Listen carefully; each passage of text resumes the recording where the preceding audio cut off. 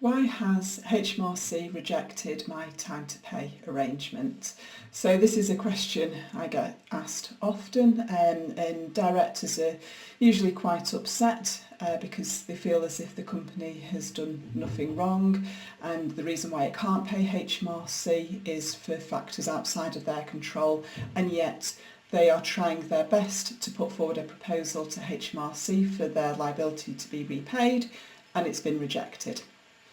Now, what is a time to pay arrangement? So essentially this is a arrangement that you make with HMRC to pay off any historic liability that's accrued. It may be VAT, pay as you earn, CT, and basically the company can't afford to pay it in one fell swoop. So typically the director will speak to HMRC and say, you know, can I pay it off over a period of time and X amount per month, and then HMRC will either agree to this or reject it.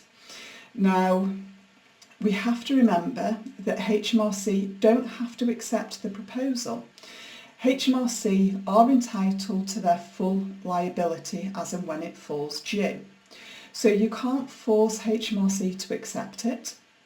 And I understand how frustrating it is and how unfair it seems, but we always have to remember HMRC are entitled to their liability in full, so they don't have to accept it. They will try and work with you, and they will try and get an arrangement in place, but they don't have to. And there are many reasons why HMRC will reject the proposal that you put forward to them.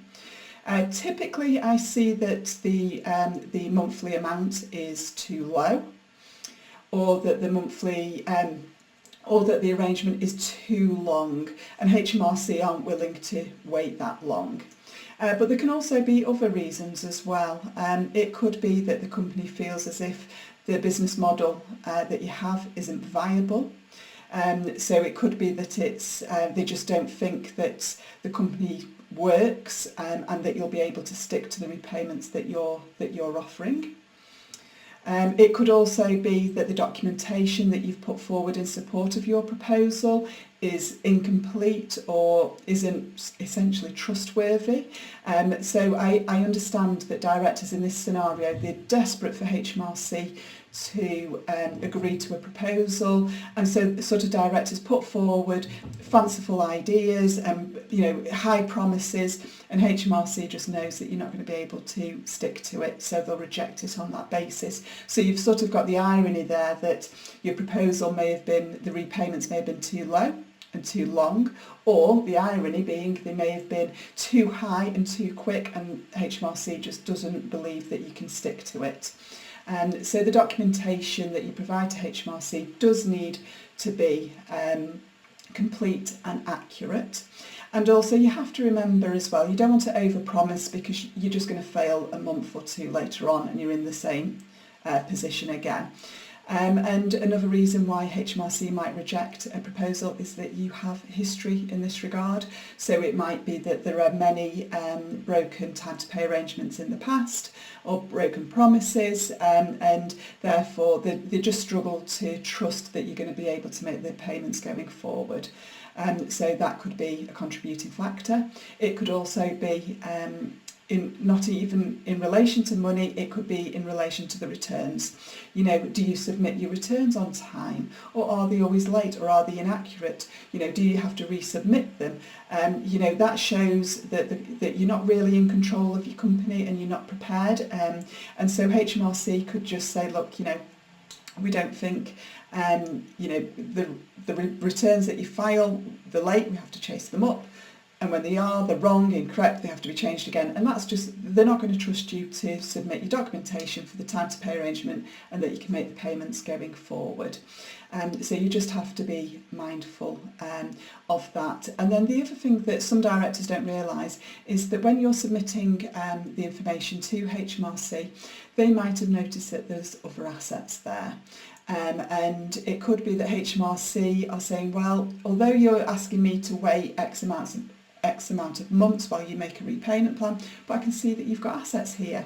It could be that you have an investment on your balance sheet that could be brought into the company and used to pay them. So you need to make sure that when you're looking at your assets, you're doing all that you can. So if there's assets that could be readily sold to repay HMRC, that's maybe what you need. That's maybe what you need to do. Obviously, if you need those assets to trade, they wouldn't expect you to do that. But if it's an investment, for example, then collect that in, repay HMRC. One of the common areas, and again it's an asset, is the overdrawn director's loan account. So this is quite a common area that HMRC see that you've got an overdrawn loan account, you owe money to the company and it's not being repaid, and in some situations it's actually being made worse. They won't agree to a repayment plan in that scenario, because if you think about it from their position, you owe them a principal amount and you can't afford to do so. But when that was accruing each quarter or month, etc., you're actually taking out money yourself personally instead of paying them. So it could be that they're like, well, you've got this overdrawn loan account that you're not repaying, and if we allowed you, say, another 2 years to repay this liability, are you going to keep taking money out of the company personally and make your overdrawn loan account larger? In which case, that doesn't quite work either. So there can be numerous reasons as to why HMRC have rejected your proposals, but we always have to remember, as I said, they don't have to. They're entitled to their money to be repaid in full, so they don't have to accept it. But speak to someone like myself, a licensed insolvency practitioner, because we can help, we can guide you, and if needs be, you can instruct us to negotiate on behalf of the company with HMRC for a time to pay arrangement. But what I would say is make sure that you're open and transparent with HMRC, make sure that your paperwork is reliable, perhaps maybe get your accountant or bookkeeper, a third party, to provide the documentation, so it's sort of independently verified. Make sure that you enter into a repayment plan that is reasonable, because you don't want that history of previous failures. Don't go in too low, don't go in too long, but similarly don't overinflate the deal because you can't stick to it. So you need to be realistic, but the easiest thing is speak to someone like myself and we'll give you a guide in hand. Okay, thank you.